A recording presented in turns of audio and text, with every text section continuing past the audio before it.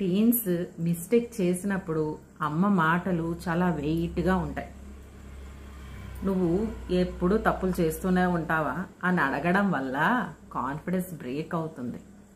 దాని బదులు పర్లేదు, తప్పులు అందరూ చేస్తారు, ఆ తప్పుల నుండి నువ్వేం తెలుసుకున్నావు, అవి నీకేం నేర్పించాయి అని అడిగి చూడండి.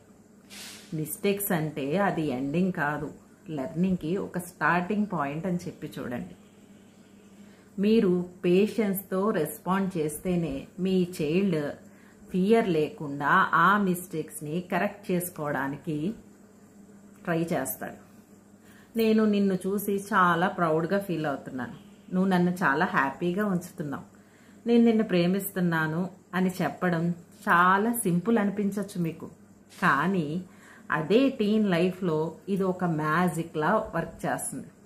ఈ మాటలు చిన్న వాటిలా కనిపిస్తాయి, కానీ వాళ్ళ హృదయంలో ఎప్పటికీ ఒక పాజిటివ్ మైండ్ని క్రియేట్ చేస్తాయి.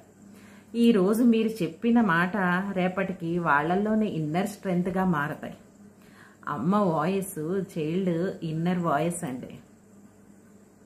కాబట్టి ఆ వాయిస్లో ఒక ప్రేమ, ఒక బిలీఫ్ ఉండాలి. ఈసారి నుంచి మీ చైల్డ్ తోటి ఇలా మాట్లాడడం ట్రై చేయండి, ఆ మార్పు మీరే గమనిస్తారు.